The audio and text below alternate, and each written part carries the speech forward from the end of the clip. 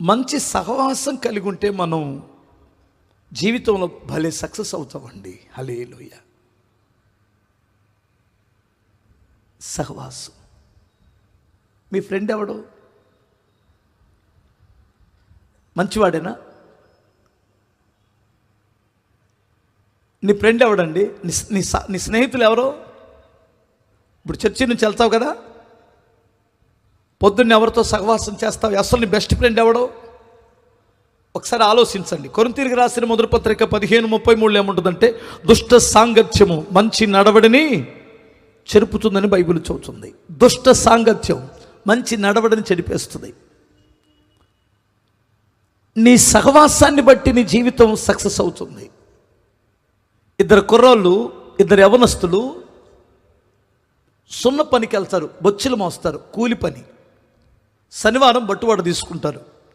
ఒకడేమో 5 స్టార్ హోటల్కి వెళ్ళి టీ తాగుతాడు, ఒకడేమో రోడ్డు పక్కన రూపాయన్నర ఇచ్చి టీ తాగుతాడు. చూసేవారికి ఆ 5 స్టార్ హోటల్కి వెళ్ళేటువంటి వాడి మీద ఎవరైనా పనికి మాలినోడు అనుకుంటున్నారు. బేల్దారి పనివాడికి 5 స్టార్ హోటల్ టీయా అనుకుంటున్నారు. ఈ పక్క తన స్నేహితుడికి కూడా అర్థం కావట్లా ఎందుకు ఈడు అక్కడ తాగుతున్నాడు. కానీ వారానికి ఒక టీయే తాగుతాడు, అది 5 స్టార్ హోటల్లో దాగి వస్తాడు. కొద్ది రోజులు అయిపోయింది, నెలలు గడిచినాయి, సంవత్సరాలు గడిచిపోయినాయి. ఒకరోజు డౌట్ వచ్చి అడిగాడు ఈడు, అరే ఎందుకు నువ్వు 5 స్టార్ హోటల్లో టీ తాగుతావు? అక్కడికి వెళ్తే 50 రూపాయలు టీ, ఇక్కడైతే 2 రూపాయలు టీ, ఎందుకు ఆ పిచ్చి పని చేస్తున్నావు అన్నాడు. అప్పుడు ఏమన్నాడంటే, ఒరే నేను చేసేది పిచ్చి పని కాదురా, నేను అక్కడికి ఎందుకు వెళ్తున్నానంటే టీ టేస్ట్ కొరకు కాదురా, అక్కడ తెలివైన వారు, జ్ఞానం కలిగినటువంటి వారు, పద్ధతి కలిగినటువంటి వారు, బిజినెస్ చేస్తున్నటువంటి వారు అక్కడికి వచ్చి టీ తాగుతారు. నేను అక్కడ వాళ్ళతో టీ తాగుతూ వాళ్ళ మాటలు వింటున్నాను. జీవితంలో ఎలా పైకి రావాలి, ఎలా వారు సంపాదించాలి, సమాజంలో ఎంత విలువగా బ్రతకాలి అనేది మాటలు మాట్లాడుకుంటే నేను పక్కనే ఉండి టీ తాగుతూ వింటాను.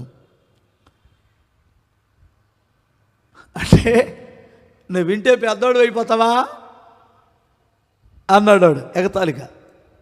లేదు లేదు, నువ్వు టీ తాగే దగ్గర ఏం మాట్లాడుకుంటారు? దాన్ని పడేశాను రా,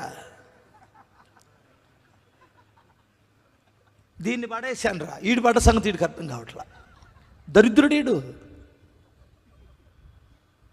అల్లోటి వెళ్ళాడు రా, ఈడిటి వెళ్ళాడు. నిన్న ఒకరిని బాధాము, ఒకరిని వేసాం, ఫుల్లు 2 ఫుల్లు తెచ్చాడు, ఆడితో పెట్టించాం ఖర్చు. ఈ మేధావులు మాట్లాడుకునే మాటలు అవి. ఆడిని వేసాం, ఈయన్ని బాధాం, ఆడిని కొట్టాం, 2 ఫుల్లు తెచ్చాం. ఇదే కదా దరిద్రులు మాట్లాడుకుంటారు. వినండి,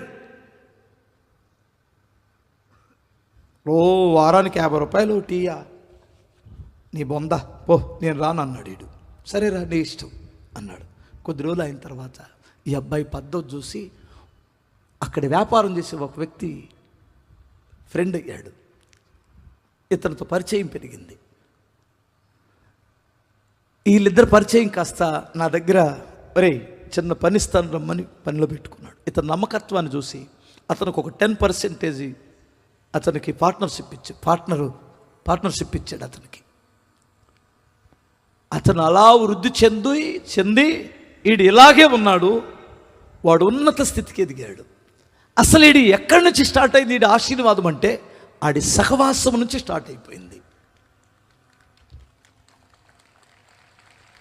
అందుకని మన అమ్మోళ్ళు ఫస్టే చెబుతారు, అరే వాడి సహవాసం పట్టొద్దోడు గంజాయి తాగుతున్నాడు, ఆడి సహవాసం పట్టొద్దోడు అక్రమ సంబంధంలో ఉన్నాడు. ఏనండి జాగ్రత్తగా. ఒక రైతు విత్తనాలు ఇచ్చాడట, కొన్ని పక్షులు వచ్చి ఆ విత్తిన విత్తనాలు తినేస్తున్నాయి. ఆ రైతు కోపం వచ్చేసి ఏం చేశాడంటే వలొడ్డాడు. వలొక్కేసరికి ఆ పక్షులన్నీ పడిపోయినాయి. అందులో ఒక తెల్లటి కొంగ కూడా పడింది, ఒక తెల్ల కొంగ కూడా పడిపోయింది. ఆ తెల్ల కొంగ ఆ రైతు దగ్గరికి వచ్చి బ్రతిమలాడుకుంటుందట. ఏమిటంటే, అయ్యా నా ముక్కు చూడు ఎంత పొడుగుందో, నేను విత్తనాలు తినలేను, నేను ఏదో చెరువులో ఉన్న చేపలు తింటాను, కానీ నేను నన్ను పట్టుకున్నావు, నన్ను వాటితో పాటు శిక్షించమాక, నన్ను చంపేమాక. ఆడి జాతి వేరు, నా జాతి వేరు, ఆడి బుద్ధి వేరు, నా బుద్ధి వేరు, వాటి ముక్కు వేరు, నా ముక్కు వేరు, నేను తినలేదు బాబు అని దండం పెట్టింది. మరి నువ్వు అంత మంచిదానివైనా నిన్ను విడిచిపెట్టను, నీకు కూడా శిక్ష. ఎందుకంటే నువ్వు ఆ గుంపులో ఎందుకు జాయిన్ అయ్యావో చెప్పన్నాడట. మీకు అర్థమైందా?